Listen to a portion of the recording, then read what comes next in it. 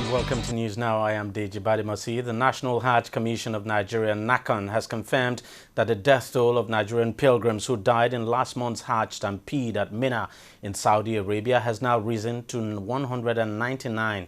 Speaking to newsmen, NACON's commissioner in charge of planning, research, information and library services, Sale Okenwa, said that so far, 199 people have been confirmed dead, with a further 121 still missing.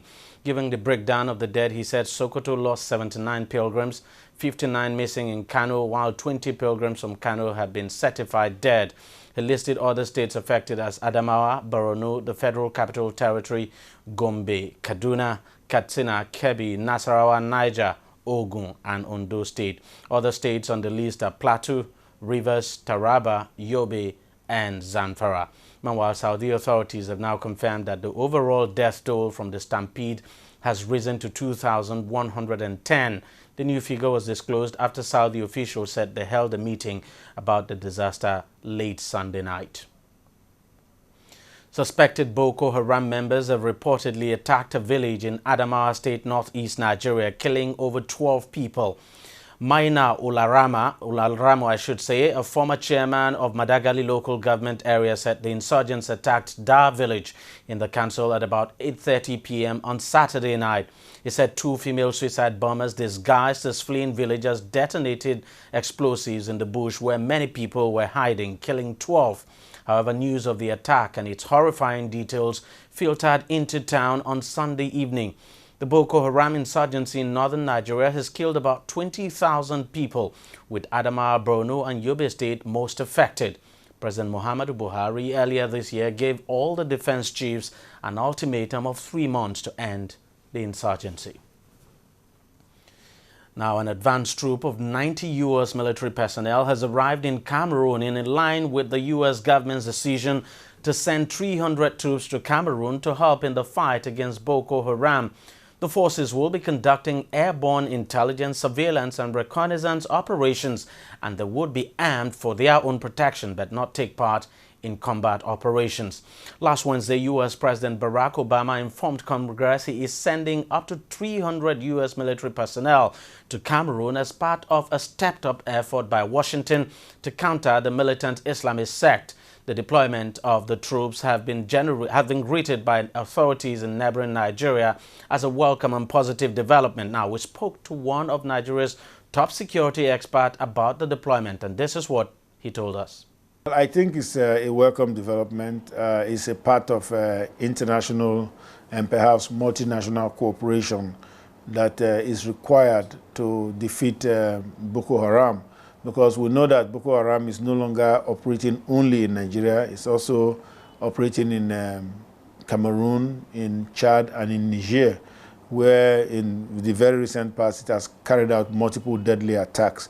Now, we in Nigeria have enjoyed that kind of an assistance, also international assistance from the United States in the immediate aftermath of the kidnap of the Chibok girls, when the U.S. government sent in security resources, security assets into the Northeast zone, specifically to fly ISR mission over Sambisa Forest. ISR is intelligence, surveillance, and reconnaissance mission over Sambisa Forest, along with U.S. military personnel who did that operation. Now, in the case of Nigeria, the U.S. military did not put boots on the ground. That means they didn't actually go into the forest in search of Boko Haram. And I don't believe that they're going to do the same in Cameroon either. They do not want that engagement, the boots on the ground engagement, but certainly they will provide a lot of technical help. For example, in the Cameroonian thing, I understand there are drones. Of course, they are going to be flying ISR there also, because the essence of the ISR is to identify, to use what we call overhead platforms, to use technical intelligence, to collect technical intelligence on Boko Haram and be able to direct Cameroonian forces on where they are operating within their territory so that they can engage and perhaps dislodge them. Now, we also sought the opinion of ECOMO on the 3 months deadline President Muhammadu Buhari is giving to Nigeria's military chiefs to end the Boko Haram insurgency. The military chiefs have insisted that they would meet that deadline, which expires December this year, but Dr. Ikomo thinks otherwise. The deadline that was given, the presidential order that was given, I think was given perhaps just in the spirit of goal setting goal for the military to achieve. I don't think it was meant as a realistic deadline, because there is no way you defeat terrorism on some kind of a timetable. Say, okay, in 3 months you'll be defeated, you'll be gone. It doesn't happen like that. We know that terrorism persists for years and years and years. Terrorism is not something that just goes overnight. And I think that is part of the problem we have. Both our leadership and perhaps even also our military, they don't understand the asymmetric nature of the conflict we have at hand. They don't understand that this is a multifaceted, multi-frontal war, improvised war. When you say terrorism must stop, you mean all those asymmetric attacks, all those SB attacks, suicide bomber attacks, they will also be checked. Now, but how do you do that? That requires a different type of security architecture, not the one. I think what the president meant was that the holding of territory by Boko Haram should be over by perhaps December 31st. But that does not mean that Boko Haram terrorism or that Boko Haram will be defeated, because Boko Haram is still a viper. It's a very, it's a poisonous viper, and it will continue to sting until we put in the necessary security architecture, until we address the asymmetric nature of the threat that we have here. Because an asymmetric war needs improvisation, it needs no front lines, and asymmetric response is the same thing, improvisation, no front lines. Because if you are defining front lines, that's why we were in the northeast combating them, they're in Abuja bombing us. And they are attacking Okene in Kogi State. So that is the kind of asymmetric, and they're infiltrating Lagos. So that is the kind of asymmetric, that is the nature of asymmetric warfare. Of asymmetric warfare, there is no front line. The National Human Rights Commission has appealed to owners of buildings presently occupied by internally displaced persons in the Federal Capital Territory not to eject them. This, according to the Executive Secretary of the Commission, Bem Angwe, is because the government is making efforts to resettle them in their various states. Angwe made the appeal at a meeting with the leaders of the internally displaced persons in the FCT and its environs. He also said that the Commission will soon start profiling the IDPs to verify their true identity. We are meeting with the leaders, we are going to profile them, we are going to discover who the true IDPs are in Abuja here, because we still have commercial IDPs here, or people who are claiming to be IDPs here because they want to take advantage of the relief materials and other processes being put in place to their advantage. So together with the leaders, we will profile them. We have written to the states to put in place adequate mechanisms and shelter for the return of these IDPs. So the first stage is to profile them, get to know who the genuine IDPs are, and then we are going to take a trip to the various states together with their leaders to look at the structures, the shelter being put in place by the various state governments and the government agencies for their return. When we are satisfied of the arrangements being put in place, including initiatives for the education of the children of the IDPs, then we can now ensure that they are safely returned home. But if we are not satisfied with the arrangement being put in place, then we recommend to the government on the next step in order to ensure that the appropriate arrangements are being made. But we have to carry the people along. We have to talk with them. We have to go there with them. We have to ensure that they also verify the camps, the shelter being put in place for them, because they are not second-class citizens. We also have these reports of their being threatened with ejection. In fact, some of them have been ejected from where they have been staying because they were staying there as tenants, as sufferants or volunteers. So we don't want a situation where they will push around from place to place on a daily basis. Secondly, we have involved the security agencies who have complained that the continued proliferation of IDPs in the FCT is posing some security challenges. We want to put away all these concerns, and the best way of putting away these concerns is to find durable solutions for the plight and conditions of the IDPs. And the first and most important is for their voluntary and safe return home to places of safety, and for government to put in place all the facilities that will ensure their continued stay in their home states as normal human beings who have all the rights, and which they are still normal human beings, but we don't want them to be engaged in all these kind of problems or to be suffering the way they are suffering at the moment. The Borno State government has revealed its plans to close all camps reserved for internally displaced people by the first quarter of 2016. The state, located in Nigeria's northeast region, is one of the areas badly affected by the activities of the dreaded Boko Haram insurgents. Now, thousands of people in the region have lost their loved ones, homes, and even livelihoods after being sacked from their towns in Borno by the terrorists. 3 out of the 20 local councils sacked by insurgents since early this year have concluded plans to return to their original homes following its liberation. Borno State Governor Kashim Shettima made known his plans on rebuilding of lost homes and closing up makeshift camps. He called on the United Nations and other non-governmental organizations to look beyond taking care of the IDP camps to resettling the displaced persons. The Court of Appeal in Abuja has indefinitely adjourned Senate President Bukola Saraki's appeal seeking to stop his arrest by the police and prosecution by the Code of Conduct Tribunal. The registrar of the Court of Appeal, who made the announcement on Monday, gave no reason for the decision. The Court of Appeal and the Federal High Court sitting in Abuja in 2 separate rulings had refused the ex parte applications brought by the Senate President seeking to stop his arrest by the police and stay proceedings before the Code of Conduct Tribunal over alleged false assets declaration.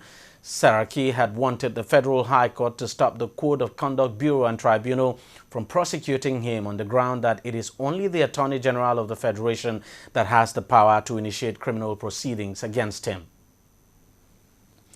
Nigeria's presidency has swiftly denied allegations made by the opposition People's Democratic Party that its current war against corruption is one-sided.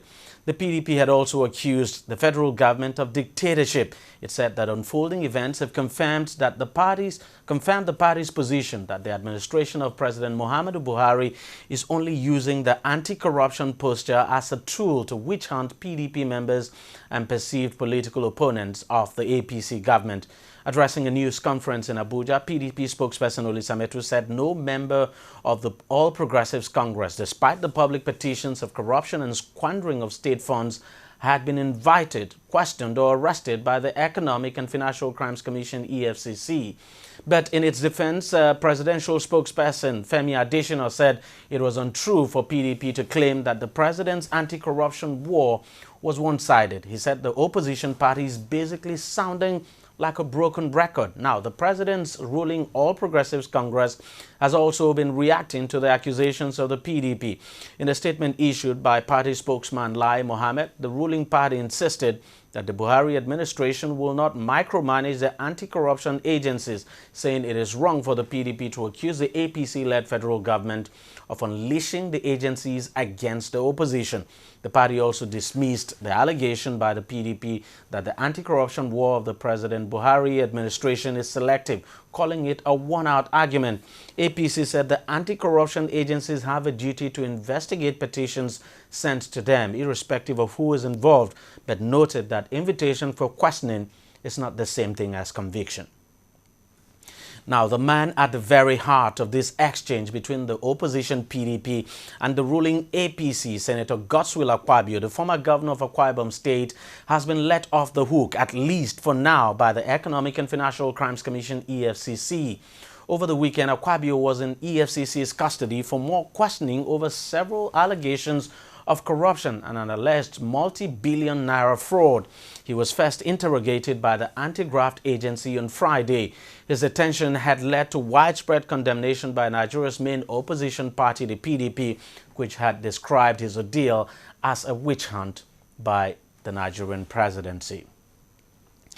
A coalition of APC support group has demanded the immediate screening and confirmation of the former governor of Rivers State, Rotimi Amechi, as a minister of the Nigerian government.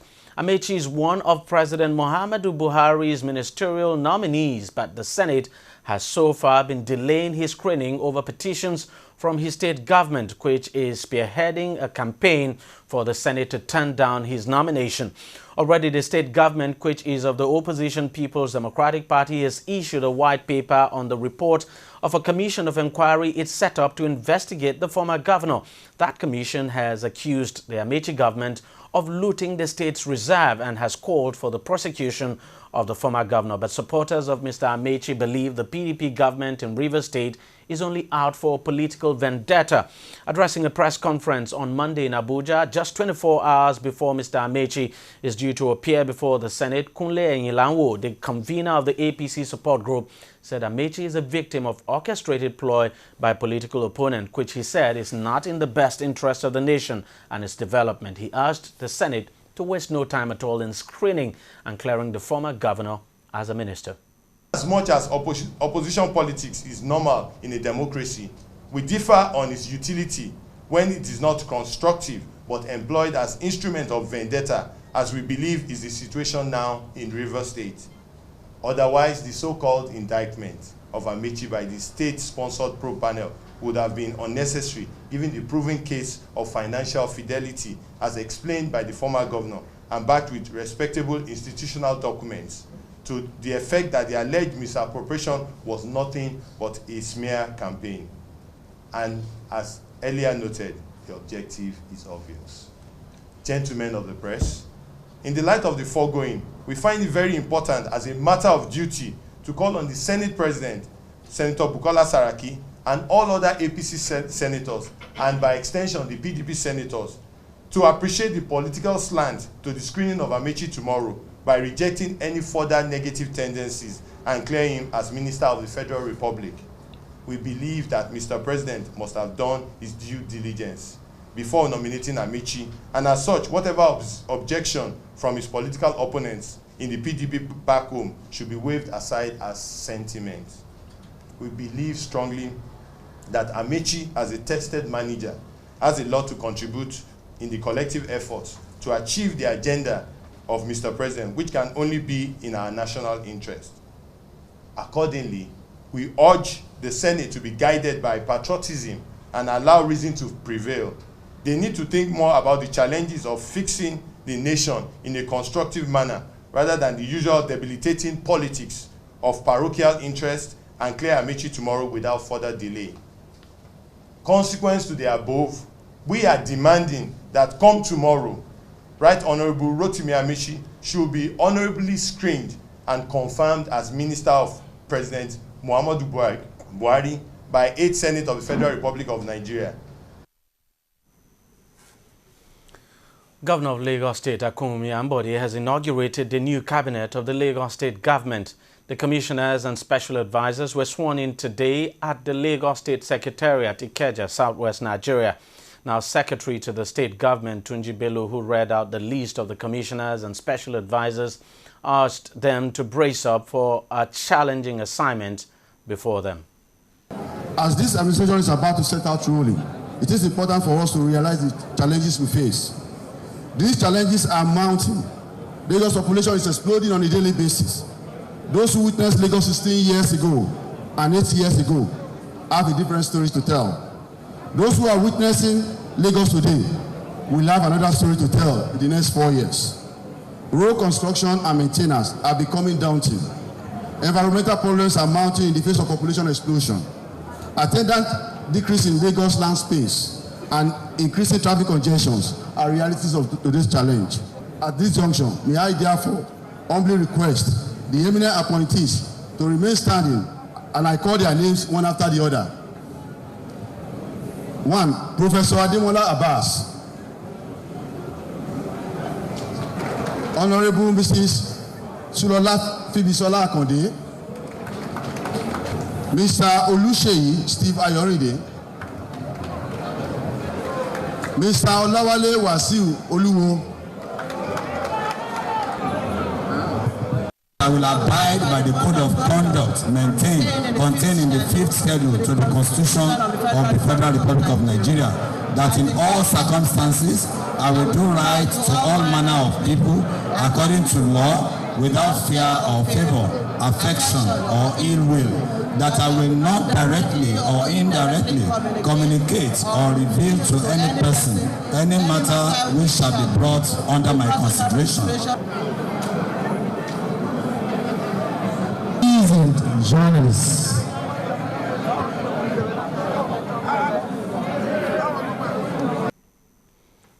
Speaking after the commissioners had been sworn in, Governor Ambode charged them to be dedicated to the people of the state, saying the task before them is enormous. To our commissioners and special advisors, this government demands your absolute loyalty.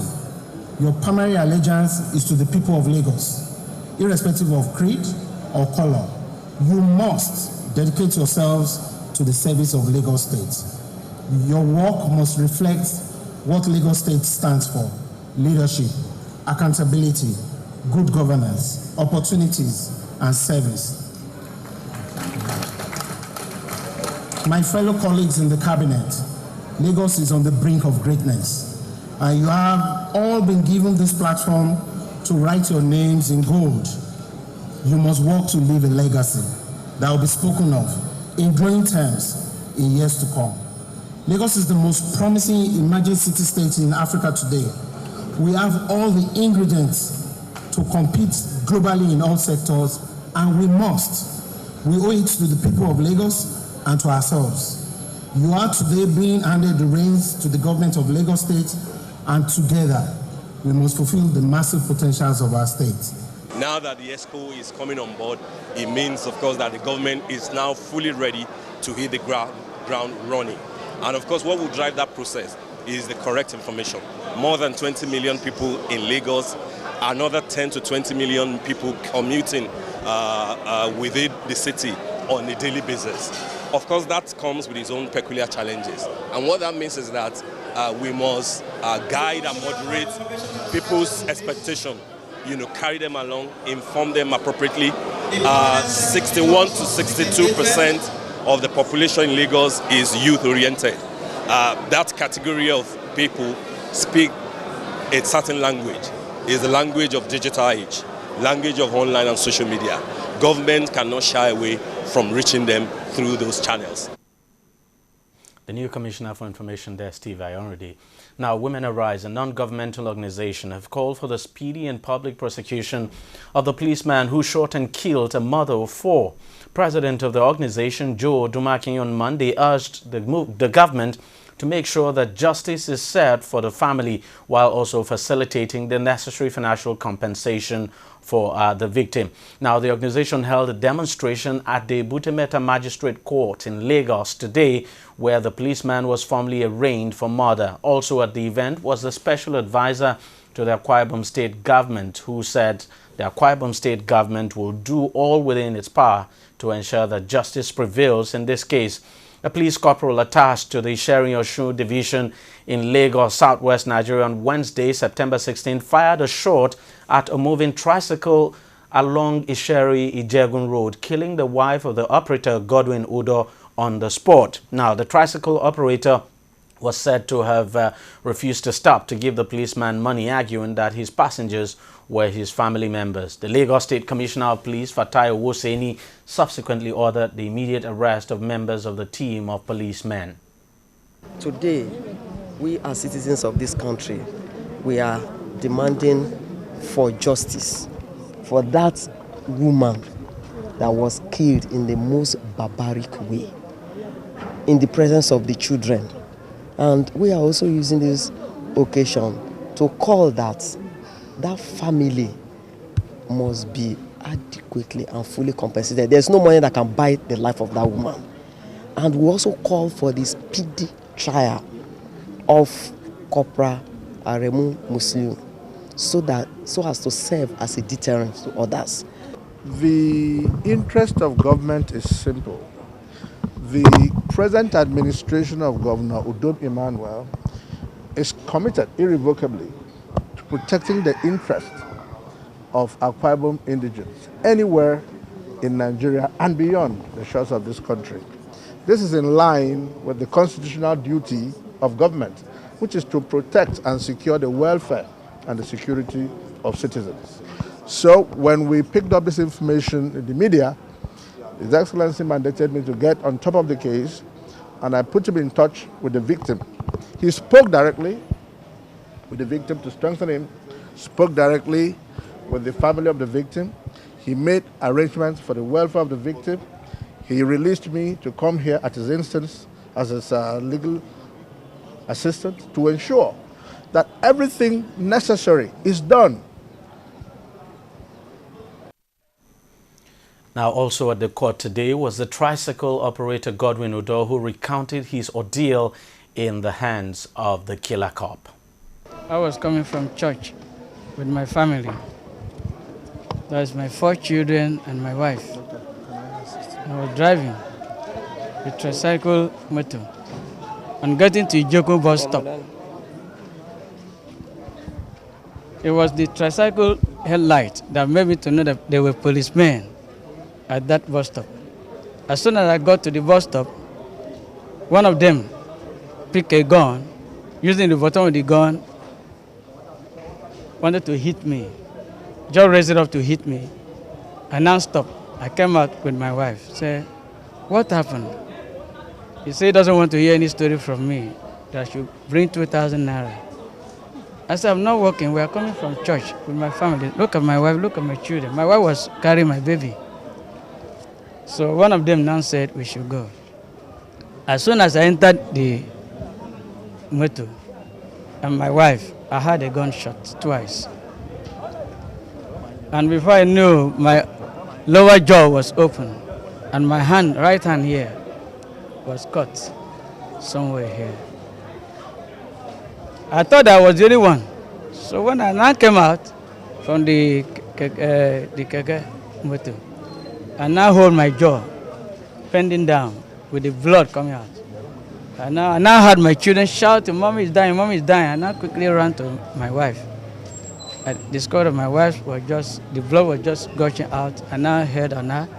I now discovered that the bullet pierced through her skull from this side, from the right side to the left side. So the blood was just pumping. I now ran to police. "What have I done against you that made you to kill my wife and kill me? What happened?" So one of them was just carrying a gun like that, kind of chasing me, and all of them escaped. They jumped to their vehicle and ran away. Quite a sad story. Let's just hope justice is done in this case. We'll take a short break now, and News Now will be right back.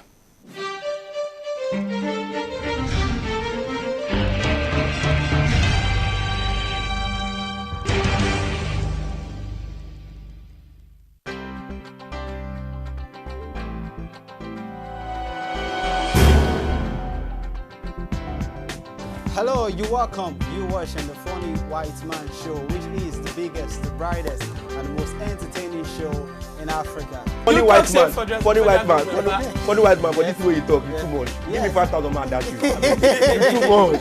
So you get it like, make you move along the street. Ah, yeah, make you like that, I'm going girl. You know, my own people, actually. Yeah, fine, it's fun. I enjoy it. And I'm one of those very few. I'm forever taking it personal. I will say 160 million Nigerians are corrupt. How? Brother, I'm looking for you. Yeah, but it's a growth, and this is the time to build business and know the pitfalls and know what to do and what not to do. But there are months where you get business and months. You know how we do, how we tell you. We did the way you did.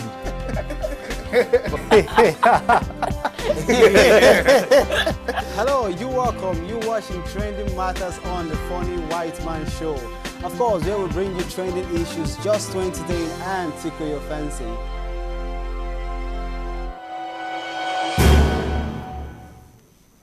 Welcome back. France has urged the Nigerian government to caution all relevant authorities to drastically limit gas emissions because of its consequences on the environment.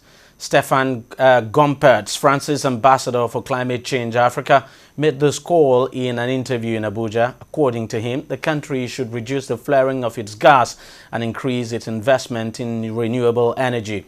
Gompers said it was regrettable that many oil companies in the country still fled their gas and thereby pollute the environment with its related consequences.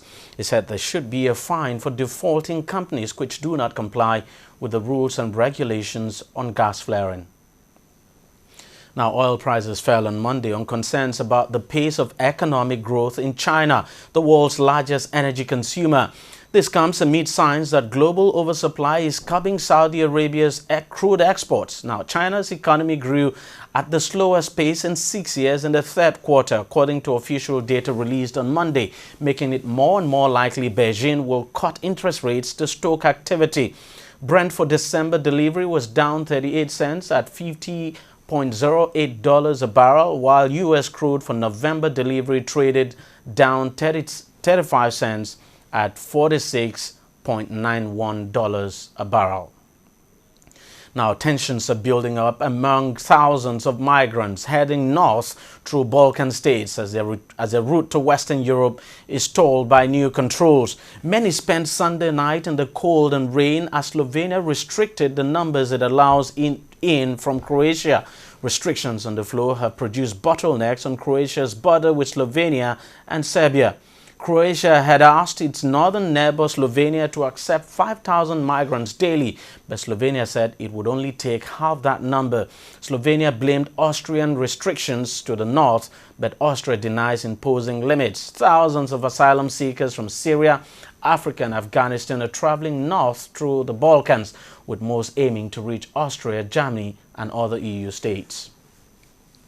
Heavy rain and floods are affecting dozens of villages after Typhoon Kopo swept through the northern Philippines.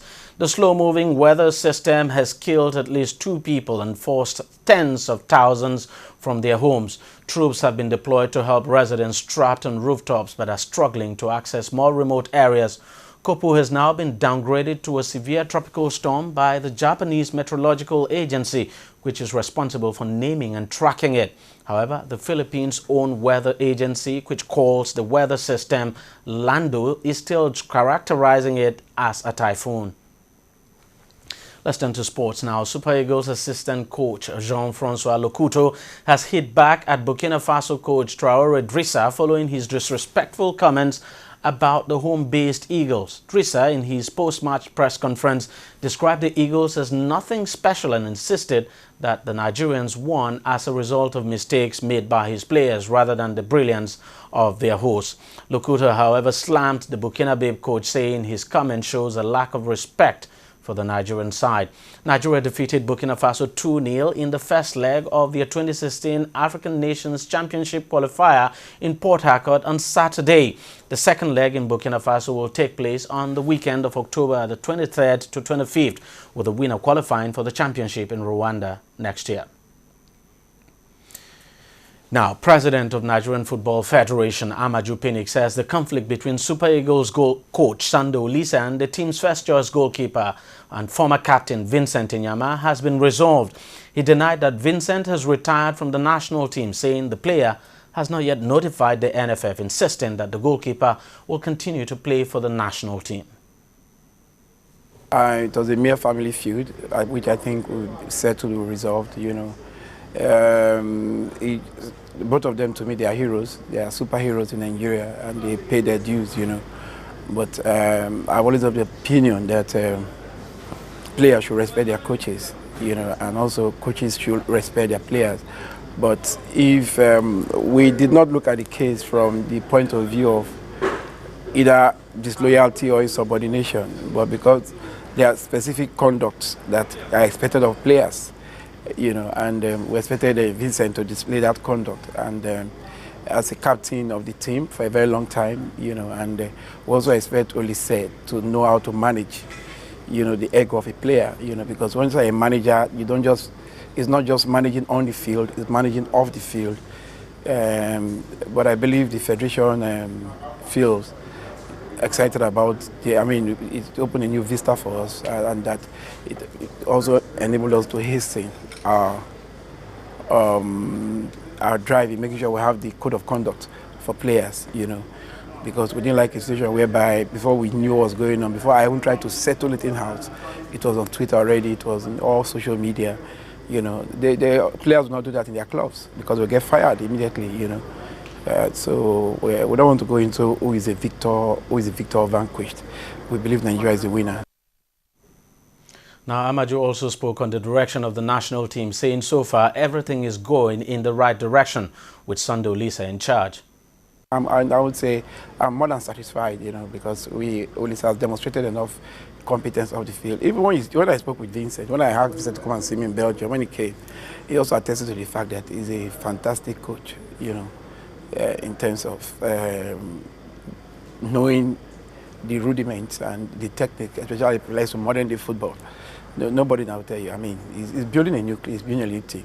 If you watch the game against Cameroon, you see a semblance of a team playing pattern coming back to Nigeria, where they play as a team, not individual skills, where they pass the ball. You could see the build-up from the defense to the midfield to attack. And that's what we're talking about. So we are very excited about that, and we'll give him all the support. Chairman of the NFF Technical and Development Committee, Felix Anyansiago, has praised the Golden Eaglets for their bright start at the FIFA Under-17 World Cup. The Eaglets, who were the defending champions of the Under-17 World Cup, claimed victory with a 2-0 win over the USA, secured with goals from Chukwudi Agor and Victor Osimhen. Anyansi, while expressing his delight at the Eagles' performance, also asked them to guard against complacency in their bid for a record 5th title. The Eaglets' next group match is against host Chile on Tuesday. Now, NFF President Amaju Pinnick has been speaking on the corruption scandal currently rocking world football governing body FIFA. He said the whole incident is quite unfortunate and that it is not surprising. I knew investigations were going on. I knew a lot of things were happening, but to say that I know this magnitude, I was shocked. But I believe whatever is happening is geared towards enhancing the fortune of the game, because business as it is today, football is massive business, which means there are a lot of money involved in it. And when there's money involved in it, so you have to be very, very careful on how you deal with the people running football, you know. Now, you have a lot of companies that are very tall in reputation, partnering FIFA, UEFA and all these big bodies. So, I mean, they feel that our money is safe in FIFA, is our money safe in UEFA, in all those places, under this kind of leadership, you know. So, I believe whatever is being done is geared towards enhancing the fortune of the game. And now we are looking at people that are not tainted. We are looking at people with very tall reputation. Integrity is a key factor here. There's Shego Degbami, there's Oji Kali. I can also tell you there's Alassane Yakmut, and there's another guy from the north. So they're like 4 Nigerians, but we've been keeping quiet all along, you know. But we knew they wrote us officially that they wanted to run, but they didn't come out openly. Meanwhile, they've been doing extensive consultation in various countries. So we'll look at the books. Within the next one, we conclude on who, because we can only nominate one person. And that's what we want to do. We believe in them, we respect them, and all the stuff. So they've paid their dues in various ways. Shego Degbami started from age 5 up till today. He's been in all kinds of football business. Oji Kalu, of course, went straight back to back, you know. So I think they've all paid their dues, and we'll look at it. Well, that's it on News Now. We thank you very much for watching. Continue to watch TV360. We have more and more coming your way. Thank you very much.